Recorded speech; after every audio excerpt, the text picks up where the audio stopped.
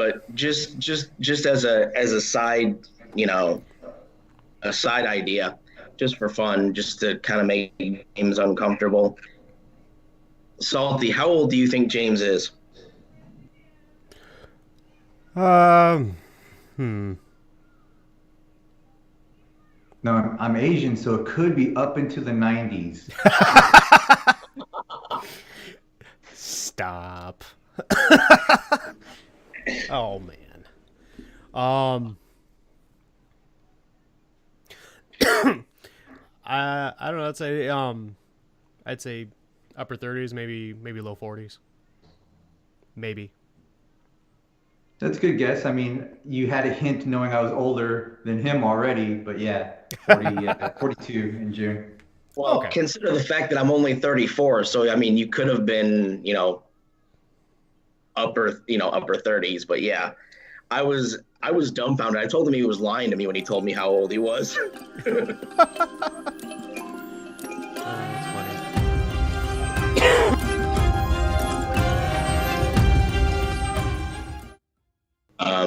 Like I know that Salty and I have basically commandeered the conversation, but as Sorry, far guys. as your individual perspectives, what do you guys think?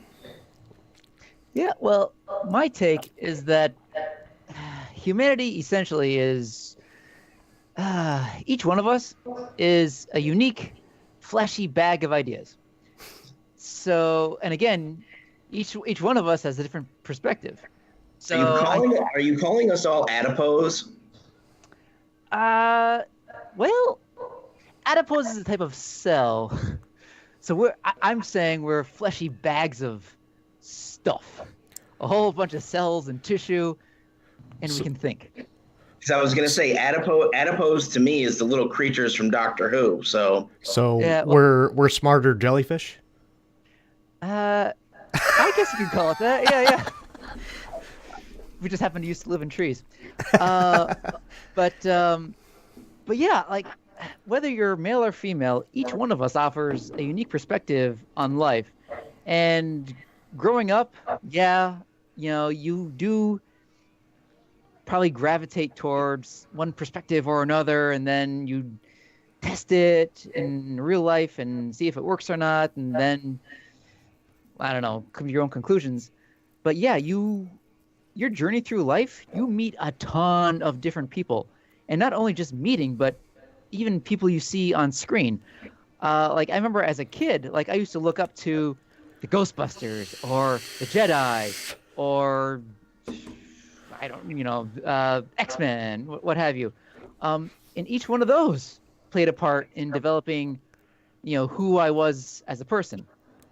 So you we experience a lot throughout life's journey, and at certain points you can choose your guides. You can, again choose this perspective over another, or this life lesson, whatever applies to you most effectively at that point. Use it, whether whether it comes from a male or female, mother, father, your family unit. To some point, doesn't matter. Probably beyond the age of somewhere between 12 and 21, say. Because at that point, ideas are ideas, perspectives are perspectives. And it becomes yours to do what you will. So, Yeah, James, what do you think? well, I think if you removed, like, make everybody in the world a single gender, then it's more, I learned to be kind from this person. I learned to have thick skin from this person. I learned these other traits from these other people. It's not a guy taught me this. It's this person who was aggressive showed me what it was like to be aggressive. This Yeah. person who was kind showed me what it was like to be kind. Um, and just to kind of elaborate on that, that's like I said, that's what I was saying. But I think because of the way Terry phrased, I think the male and female were stuck in my head. But with my dad, like, because I think because of my lack of exposure to him and what little exposure I did have to him, I didn't really gravitate to the things that he taught me because of the way that he presented them. When I got to high school, because before I was born, he was actually a history teacher. So history has always been something that has been a strong suit for me. But it's weird. It's weird to me because I never knew about him being a teacher until I was in high school. So I was genuinely unaware of that for so long. But throughout high school, throughout all of school, I was into history. But when I would have discussions with him about historical things, and I would challenge his thought on something, he became, well, normally you'd call it he became aggressive, but in his case, he became a whiny bitch. Like, and I shit you not, he became a whiny bitch. Like, he and I refuse to talk. We cannot have a logical conversation anymore because he does not like it when I disagree with him. Even if I am right and I can prove it to him, he hates it when I disagree with him. So I think that, especially, being, I don't want to, even though I'm 34, I still consider myself being raised old school.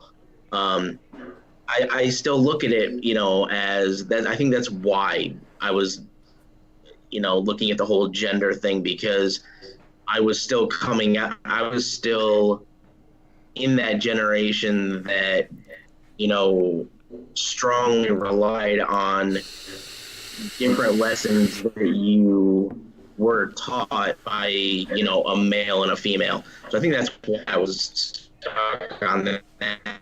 But, I think I learned stronger things from my mom. But I kind of learned how not to approach things from my dad. But I learned a lot more from the other males that happened to be in my life. And I think that's why I look at it from that perspective. But yeah, like with the select few guys I have in my life, I can actually have an intellectual conversation and it be a healthy exchange of ideas. Whereas if, like, the one girl that I still talk to, if I try to have an intellectual conversation with her, she literally spaces out. And if I ask her for a response, she will tell me, she'll say, oh, you lost me at such and such because I can't connect. And, my brain shut down. It's like, I don't understand that. Well, I mean, it all depends on the individual.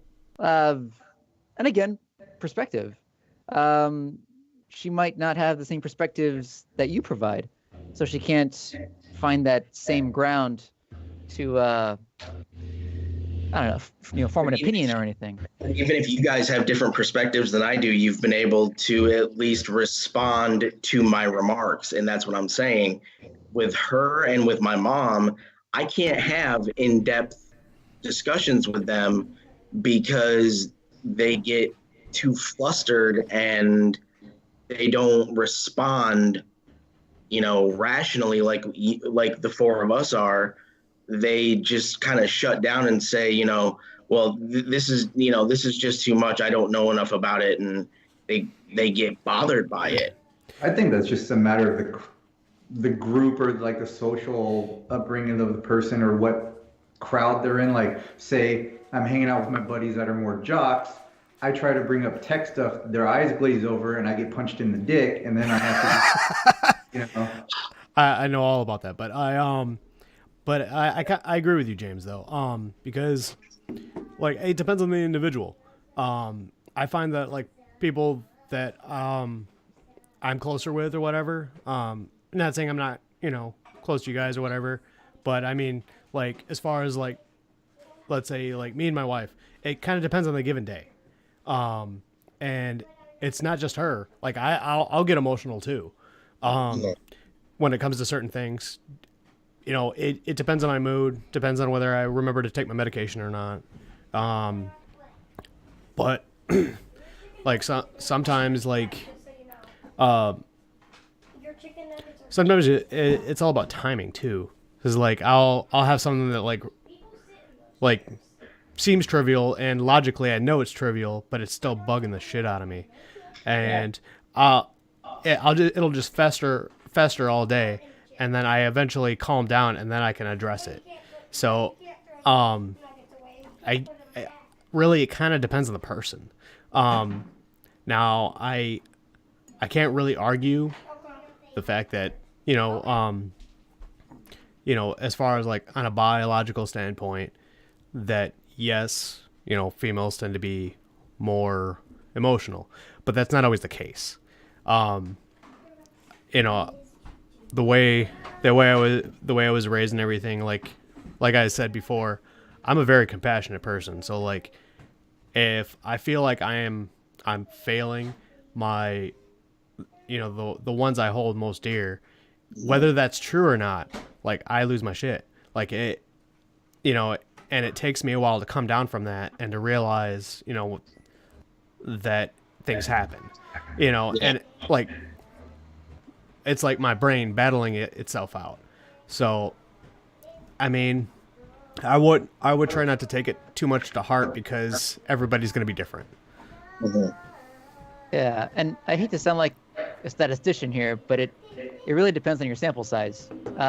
If you take 2 points, 2 individuals, and then form a generalized conclusion, you can't really do that. It just happens that these 2 or 3 points happen to be outliers, or something like that. So there's I guess a faulty in logically extrapolating everything from those 2 points. So yeah, the take home is don't overgeneralize. Again, everyone is unique. Everyone has their own perspectives. You just have to find people you connect with. Yep. Whether that be male or female. Yep, and 10 points for using the word extrapolating. Awesome! I didn't know you guys were keeping score. I have so many more words I want to use. Oh, wow. Oh, one of the other things I wanted to kind of jump into. One of the other videos I was watching before we jumped into the chat, as far as not to get too political, but when it comes to activism, and the way that activists are today, Ethan, I know you and I have a lot of discussions about activism and politics and whatnot, but there was an article that was talking about Green Day and how modern day feminists are right now extremely pissed off at Green Day because they are coming out with a book that is literally described as a handbook for modern day feminists, because Green Day considers themselves male feminists. So they felt like they could, they felt like they could add their voice to a handbook that they could sell for, feminists to be able to, buy and read and whatnot. And they're getting so much backlash right now for doing this. And the one thing that, because of what they call outrage culture right now, I was curious what you guys thought about how activism, as it manifests in current times, how it affects mental health, like of the activist and of the people being, I guess, acted upon. I guess I wanted to know what you guys thought about that. Uh, well, I mean, I guess it kind of depends, because like sometimes it's definitely warranted, and our founding fathers kind of encouraged that if we felt that we were wronged by the government or any agency connected therein, that we stand up for what we believe in. I think there are still left and right limits, but at the same time, I guess it kind of varies from situation to situation. Like me personally, like I would also consider myself a male feminist, but I also know that I'm also not a female. So I gotta basically make sure that whatever I'm saying in support of that and making sure that things are equality, that I'm not overstepping my bounds and all that. And that's just out of courtesy. I do that with a lot of things, and that's not just on this topic. Because I want to be careful, and I want to make sure that I'm going to make a positive impact, rather than receiving backlash, not just on myself, but also causing it for them as well. Because there's a difference between an extremist feminist and then feminists that actually like stand for equality across genders. So I mean, kind of knowing where the line is, I think, is vital. The whole reason I brought that up is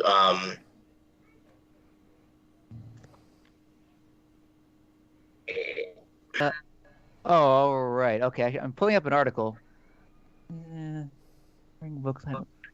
Oh, okay. So the book is titled "Last of the American Girls," Yep. which would serve as a how-to book for women who don't want to conform to societal standards, which sounds great, except for the fact that it's being written and illustrated by a team of men.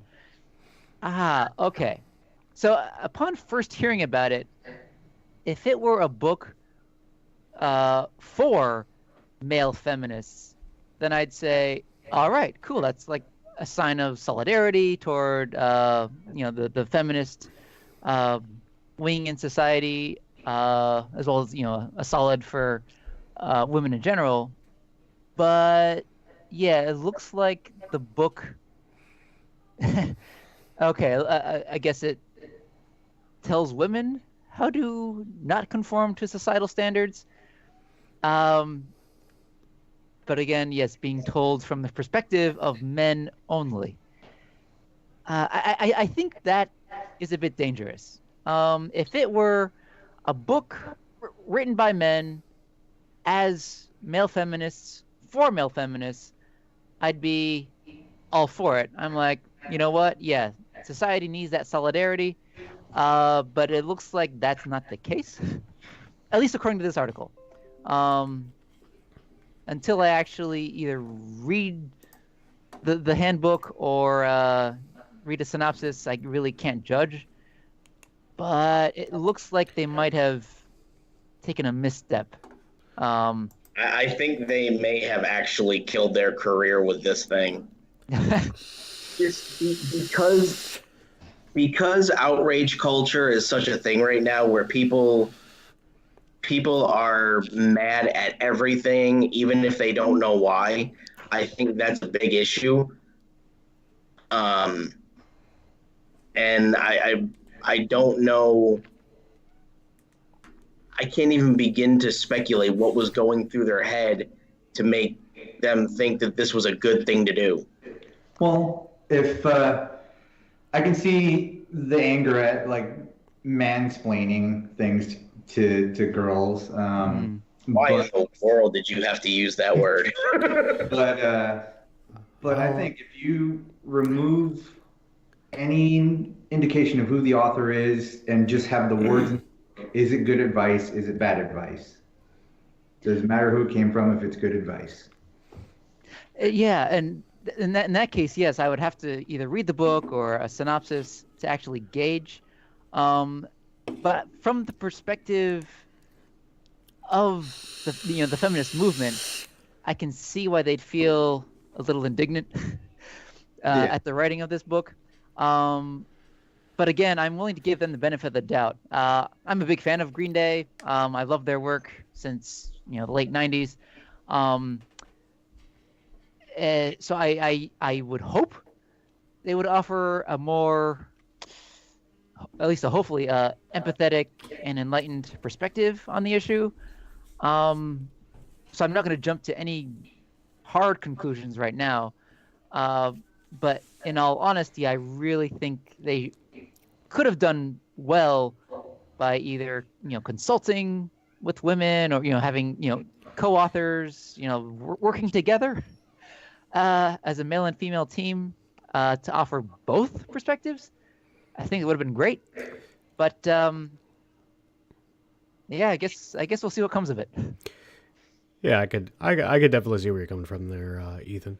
Because uh, honestly, like you gotta kind of incorporate, that that perspective because, honestly, like we may support, um, we may support feminism as males, but we're also males. We can't really Yeah.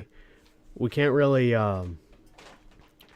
get the full, I guess, perspective of the whole thing because of that. It's just Right. the nature of it. So like if you at the very least, are incorporating, conversations with it, females talking about this very subject and everything, I feel that that would probably be a step in the right direction because then you're using um you're using your support and your ability and allowing them to spread the word, while I guess not taking the entire credit of it because you can't really do that as a male on the outside of feminism. So it's just, Yeah. I mean, Yeah. because it's supposed to be an even ground. Exactly. I mean, and again, what James said, if the book offers legitimately good advice, then I'm like, good on you guys. But yet none of us chooses who we are biologically. Yeah. I'm stuck as a white male, no matter what. And I mean, I hate to say it, society does not operate in fairness. History has shown that. And I'd like to think at this day and age, hopefully anger is working toward the betterment of society and that people are actually noticing injustices and inequality and everything else that is actually wrong with society and hopefully bringing it to attention in hopes of changing it so society will be more on an even keel for everybody. So yeah, I appreciate what Green Day was trying to do, but I can also understand the female perspective of why they might be a little angry at the writing of this book. So Yeah, I understand the initial shock and outrage just by what the book is and what you think it represents, but then I'd want to know the context before so I would know what to actually be mad about yeah, and if there is anything. And if they're trying to say, hey, ladies, this is what you need to do because you're not doing it right, get mad. But if they're just saying, hey, these are the tricks that men play, and this is what you need to watch out for. Here's our advice to avoid what we do. Then I can get it. But since I didn't read the book, I don't know where it's coming from. Well, the book is as far as I think it's I think it's out in October or something. I don't When know. September ends? No, the book. Yeah, it comes out when September ends. Ha. Ethan, you're a dick. Buzzinga. Ethan, you're a dick. Something I wanted to touch on that James kind of brought up that kind of sparked a thought in my head of one of the subjects. As far as, you know,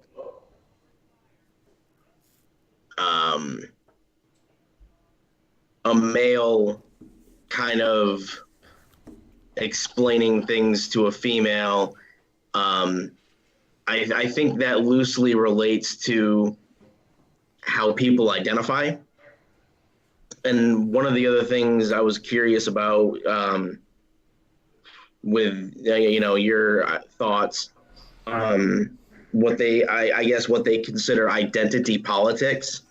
And Ethan, I wonder what your specific perspective is on this, because I know that back when the election was happening in 2016, you and I had, been talking a lot. And one of the things that they're saying is a lot of the identity politics started in the Democratic Party when Bernie Sanders made the statement that white people don't know what it's like to be poor. As far as identity politics goes, what is your perspective on that, as far as your knowledge of it? And do you think that it's helpful or dangerous?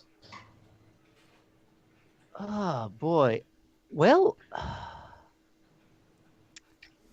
that is tough, because I know I the way I understand identity politics, it's that certain swaths of society gravitate toward one party or another depending on who they think is going to best represent them.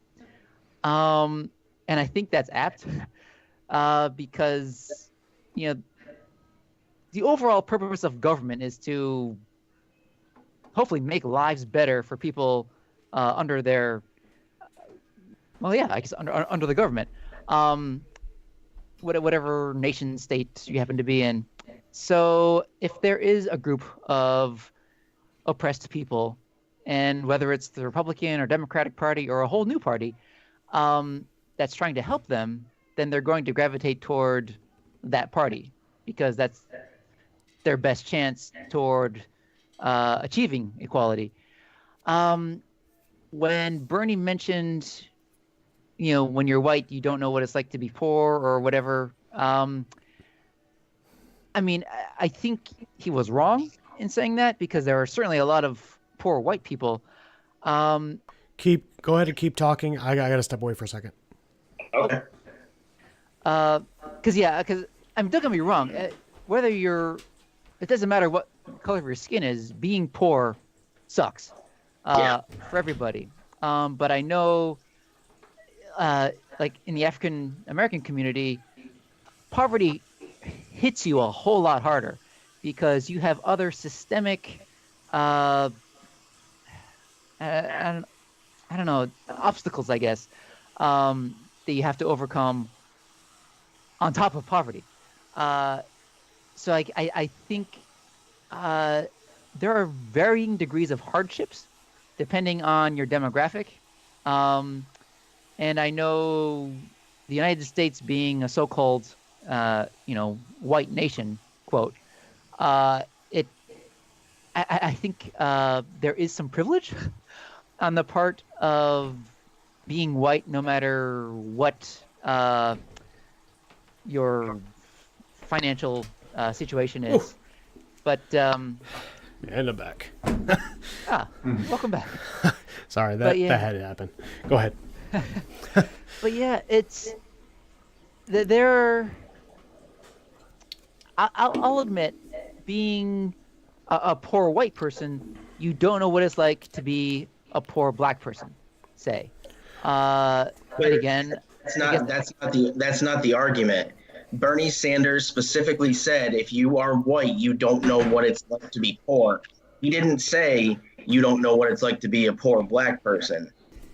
the majority of ideas I hear that are progressive and more on the scale of equality and opportunity for all is mostly coming from Democrats. Okay, but are you listening to their ideas and just taking them at face value, or are you looking at them from a deeper perspective? Because they may look good on the surface, but their implementation may end up being more harmful than helpful. Yeah, isn't that what every candidate does? But I mean, I'm not really wrong. Yeah. Well, okay, so I see you trying to say that he's listening to his own. I mean, I guess they're like preaching to the choir. He's only going to listen to his own party. I don't listen. I mean, I may watch comedy shows, but for the most part, when it comes to political radio or things, I listen to the opposing side on purpose because I want to hear their arguments, and their arguments still don't make sense to me. Yeah.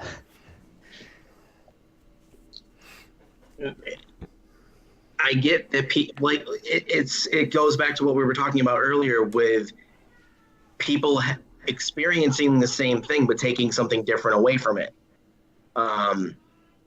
It all depends on your frame of mind, the way that you are going to interpret what they're saying.